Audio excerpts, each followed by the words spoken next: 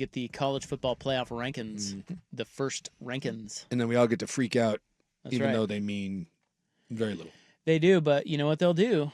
It's great for college football. That's right. Dude, we'll guarantee you, we will sit here and be like, God, we should not get too deep into this. It's too early. And we will get and deep. we're gonna do it for an hour because it's kind of interesting. What else you gonna do, right?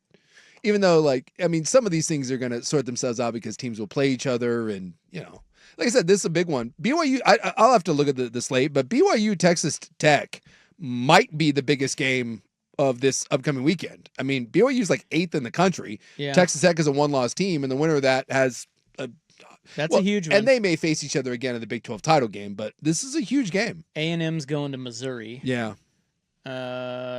Alabama's playing LSU. I'm looking here. Yeah. By the way, we can talk about the next week's slate later. Oregon, Iowa, I think is good. Let me ask you a question about Ohio State. Yeah. Is there a number one team this dominant that we have talked about less No. than this Ohio State team? No. Why do you think that is? Dude, that team is freaking incredible. I think at the start of the year, their offense was a little, they don't run the ball particularly well. Sayin was completing 80% of his passes, but it was kind of dink and dunk. It kind of took a little bit. The defense was elite, but it was always like, well, they didn't play anyone. And so I just think there was this idea that because Ohio State lost so much from last year's team, which at the end of the year was dominant, there's no way that defense was going to be as good. And the offense, I do think, had taken a little bit of a step back. Well, here we are down the road 9 weeks, and it does feel like this defense was indeed that good, and the offense is starting to come around. It's the two best receivers in America between Tate and Jeremiah Smith. Julian Sayin is no longer looking like a freshman, and they're trusting him to throw the ball downfield. They're finally starting to run the ball a little bit. And so I think it's kind of getting scary that this Ohio State team may actually be better than last year's Ohio State team. Well, and if that's the case, then dude, we may all be playing for second place. Yeah, I mean, the thing about them that's scary is their defense is the best in the country. It's really good. Okay. So there's that. Mm-hmm. But let's just say they run into an Alabama. Ty Simpson does some good things against that defense or whatever. Sure. How does any team stop their receivers? Like, I have never seen a better, and Ryan Day said it after the game against Penn State. Mm-hmm. These two receivers with Jeremiah Smith and Tate, Yep. there isn't a team in the country that can cover him. No, it's really good. So as long as Sayin is able to put the ball, I mean, if he has a modicum of time, I don't know how you stop Ohio State. No, and I'm telling you, they're starting to run the ball a little bit. Well, right, and they will need to. Like, I'm not saying it's just throw it to the receivers, the game over. Yeah. You're going to have to be balanced. You're going to have to. They know that, but again, and it's the same as last year when they were in the playoff. When push comes to shove, having Jeremiah Smith on the outside and having Tate. Well, what's happening too is a lot of times people are doubling Smith, and they're like, "Cool, here's Carnell Tate. And he's awesome. He's like, phenomenal. dude, I don't know. I don't know why we're not talking about him. Maybe it's because they really haven't played a huge game since that first week with Texas. And that's the one. And now a lot of the shine has come off Texas. And so they really don't have a huge win yet. No, and they're not going to, because it's Purdue, UCLA, Rutgers, and Michigan. And so they're going to go into the Big Ten title game undefeated. And I think there's going to be a lot of people that say, look, no one's doubting that Ohio State is great. No one's doubting that Ohio State is a national title team. But I do think there will be a lot of people that will look at that Indiana game or Oregon, who's ever there, right? But we're assuming it's Indiana. They're going to look at that game and be like, okay, now we really get to see, are you better than last year? Is this really a national title team? Or was this typical really good Ohio State with a soft schedule that just didn't really challenge you that much? And it's funny to say, but I think that might be a fair assessment, because I don't know how many teams. Texas is not very good. Washington's good, but they went on the road, and that was a close game. That was a one-score game in the fourth quarter. They pulled away.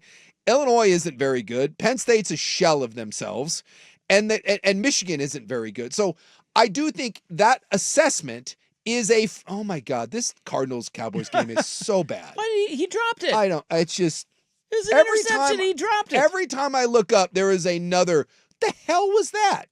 Anyway. Yeah, YouTube TV is doing everyone a favor by blacking out ESPN tonight. Not having to watch this. So I do. I think those people that are going to say, I need to wait to see them against Indiana before I fully commit, I understand that a little bit. That being said, there's not another argument to be made right now on who the best team in the country is. There's just not. Ohio State is.